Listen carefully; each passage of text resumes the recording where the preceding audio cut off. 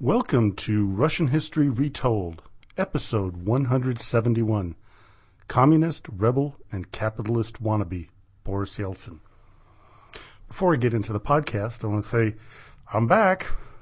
Took a few months off, as you may have heard from one of my updates. The play is over. I'm no longer playing the role of Sheriff Tate in To Kill a Mockingbird. I'm no longer the chairman of the fundraising committee for my Rotary Club, taking a lot of things off the plate, and so I'm going to do an episode this week and next week. Unfortunately, afterwards, I have to take another couple weeks off because I'm flying out to New York City for a meeting. But then after that, I plan to do regularly scheduled podcasts from here on out. So anyway, let's get back to the topic at hand. On February 1st, 1931, in Budka, Talitsky District, Sverdlovsk, USSR, Nikolai and Klavdia welcomed a baby boy to the world, Boris Nikolaevich Yeltsin. They could never have imagined that their child would help dismantle the USSR some 60 years later. His father Nikolai probably would be happy, as he had been sent to a gulag for 3 years, starting in 1934. Going back a little bit, in 1932, Stalin was forcibly collectivizing the farms and had ordered entire harvests confiscated. It was the time of the Holodomor, where millions of people died of starvation, so Boris's family decided to move away, heading to Kazan, some 700 miles or about 1,100 kilometers away. After he was released from the gulag, Nikolai moved the family yet again, this time to Berezniki in the Perm Krai, to be near his brother Ivan. Boris went to school at the Pushkin High School in Berezniki. Physically active, he participated in skiing, boxing, wrestling, track and field, as well as numerous other sports. His scholastic endeavors focused on construction and engineering, a field his father worked at for many years. After school, Boris went into construction and was considered a very good worker. He moved up the ranks fairly quickly, which was a bit of a surprise as he was not yet a member of the Communist Party. Still, in order to move up any more, he had to join the party, which he did in 1961. But he did not become part of the nomenklatura until about 1968. It was this nomenklatura that he was to condemn in 1990. Before we go on, I want to explain what nomenklatura was in the Soviet Union. The word comes from the Latin word, with the same pronunciation, meaning list of names. In the USSR, it constituted the list of those members of the Communist Party that, quote, were a category of people within the Soviet Union and other Eastern Bloc countries who held various key administrative positions in all spheres of these countries' activity: government, industry, agriculture, education, etc., whose positions were granted only with approval by the Communist Party of each country or region. Some have called the nomenklatura a class of people, which seems about right. This class system was polished under Stalin, then modified somewhat under Khrushchev and later Brezhnev as more of a patron-client system. The patron would help the client move up in the ranks, while the client was expected to bolster the patron's standing. Many times, though, the client took down his patron, like the time that Khrushchev ousted Kaganovich in 1957, or when Brezhnev had Khrushchev removed in 1964.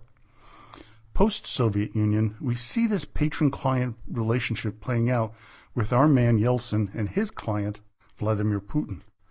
This would also explain how Putin protected his patron after he took office.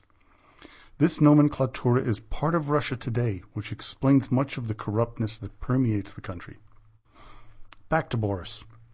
By 1976, he was made first secretary of the CPSU committee of the Sverdlovsk Oblast, where he would stay until 1985. While there, he would oversee the destruction of a very important historical place, the Ipatiev House, where Tsar Nicholas II and his family were brutally murdered in 1918. In January of 1981, Yeltsin was awarded the Order of Lenin for his service to the Communist Party and Soviet state in connection with his 50th birthday. 2 months later, he was made a full member of the Central Committee of the Communist Party of the Soviet Union. The USSR was led at the time by Leonid Brezhnev, and the country was considered to be at its zenith in power. The problem was it was so corrupt and bankrupt financially that anyone with any knowledge of goings-on knew that things were not really going well. On February 18, 1986, Yeltsin became a candidate member of the Politburo, which was a non-voting yet prestigious position. He was by now also the de facto mayor of Moscow. Boris was considered a reformer, a fierce one, firing corrupt officials, which made him really quite popular with the general public. The common man on the street knew how bad things were, but the Communist Party didn't want to admit it. Yeltsin also began to make a lot of enemies, many of them old-time entrenched hardliners. On September 10, 1987, Boris Yeltsin did something no one had ever done in Soviet history. He sent in his letter of resignation from the Politburo in response to a dressing down from hardliner Igor Ligachev. Mikhail Gorbachev, now the head of the Soviet Union, was stunned and asked Boris to reconsider. On October 27, 1987, Yeltsin spoke to the Central Committee, expressing his frustration with the slow pace of reforms that Gorbachev was proposing. The last person to criticize the leadership in this fashion was Leon Trotsky some 60 years earlier, and you know how that turned out for him. Gorbachev was furious and attacked Boris viciously. In response, Yeltsin apparently tried to commit suicide on November 9th, 2 days before a meeting of the Moscow City Party Committee.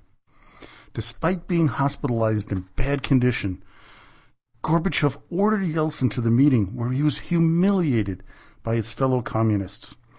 Boris would never forgive Gorbachev for that incident, nor should he have. The Communist Party began a smear campaign against Yeltsin, especially pointing out his heavy drinking. But this attack backfired as Boris's popularity soared as he was viewed as a true reformer and against the entrenched corruption.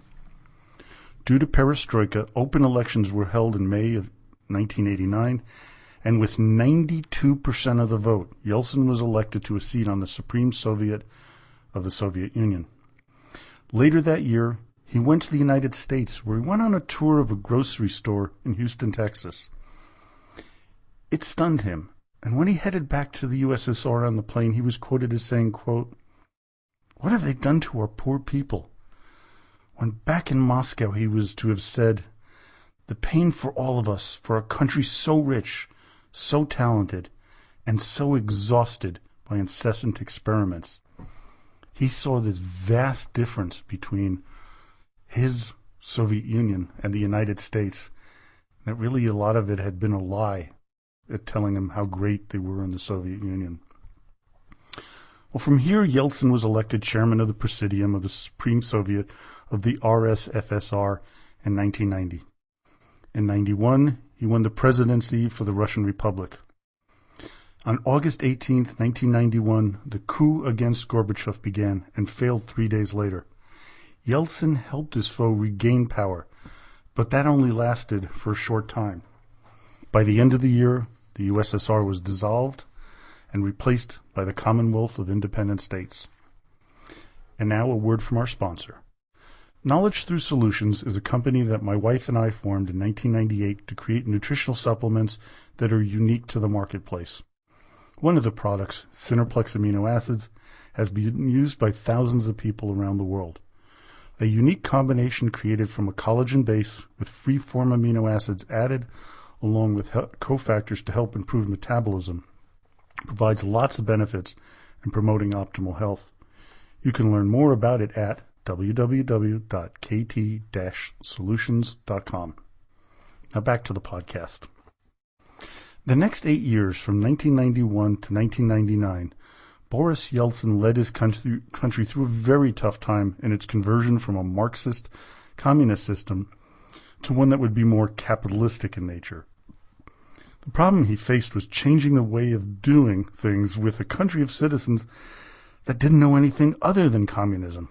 The government would provide everything they needed, like health care and jobs, but that was no longer the case. Now, instead of going over the details of the time, I want to reflect on why Yeltsin went from being the most popular man in Russia to one of the most despised. At one point, a popularity poll was taken, and he came in at only 1 to 2% favorability rating. In my personal opinion, I don't think that anyone could have pulled off the conversion from communism any better than Yeltsin. Yeah, there might have been a few less mistakes here and there, but if you look at the broader picture, Boris was in a truly no-win situation. As Karl Marx once said, quote, "Men make their own history, but they do not make it just as they please under conditions of their own choosing." Yeltsin stepped into the presidency and made history by helping to tear down the Soviet Union, but the condition he inherited was a poor one. The state of financial affairs of Russia was in horrible shape. The situation was one that even a great leader would have had a hard time turning around. What we would see is that while Yeltsin was good at tearing things down, he would be rather inept at building things back up again, which is kind of ironic considering his training in construction. His numerous tries at economic so-called shock therapy, developed by men like Gaidar, Chubais, and others, have been met historically with both disdain and nods of agreement. During this period, we have a situation not unlike the period of the robber barons of the mid to late 1800s in the United States. We have extremely wealthy people at the top and lots of poor people struggling to make ends meet. In 1993, there was a parliamentary crisis with over 100 people dying at the White House in Moscow. But the worst was yet to come. In 1994, the Chechen War broke out. And this is a part of Russian history I touched on in the past, but I want to cover it in the future as it was a real devastating period for both the Chechen people and Russia.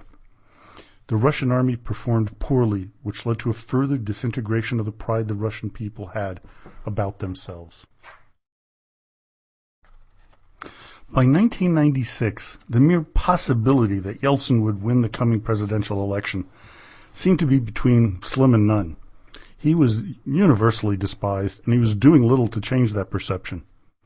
As Steinberg and Ryazanovsky put it in their book, A History of Russia, quote, "After 5 years of his rule, most of the Russian people were in dire and still worsening economic straits, with no end to their tribulations in sight.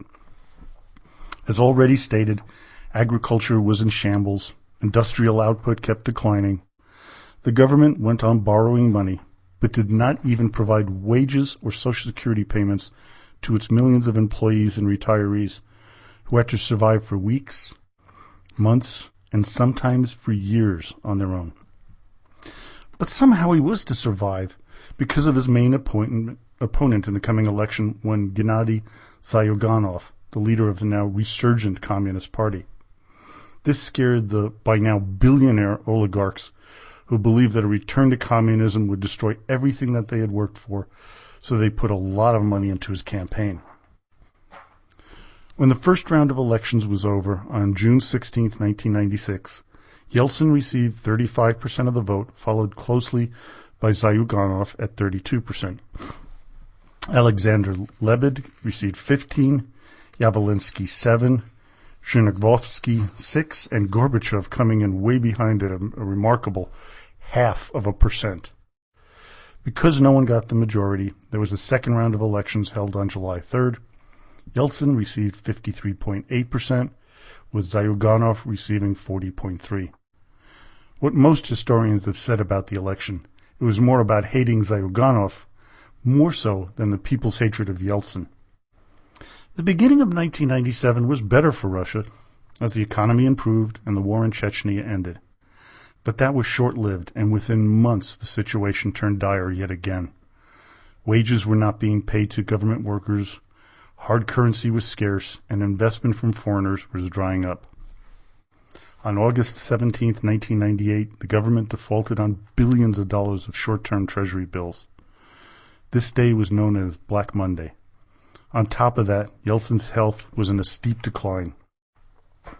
By his State of the Federation speech in April of 1999, his talk was disjointed and feeble. It was apparent that either he was going to die in office or something had to happen. A few months later, Yeltsin appointed a former young lieutenant in the KGB. Vladimir Putin was appointed as the prime minister, replacing Sergei Stepashin. It was at this time that terrorists struck with bombs in both Moscow and southern Russia, killing over 300 people. Chechen rebels were blamed, which caused the opening of the Second Chechen War. The war went well in the early stages, which increased the popularity of Putin to poll well over 50%, with Yeltsin coming in at 1.7. Well, at least he was more popular than Gorbachev. Boris knew his time was up, and he needed to hand things over to someone younger, healthier, and more popular than himself. In his New Year's address on December 31st, 1999, he resigned, effective immediately, giving the presidency over to Putin. Yeltsin was to stay primarily on the sidelines for the rest of his life, occasionally coming out to criticize Putin, but for the most part, he backed and supported his former pupil. On April 23, 2007, at the age of 76, Boris Yeltsin died of congestive heart failure. President Putin said the following on April 25th, the day of a national mourning about his patron.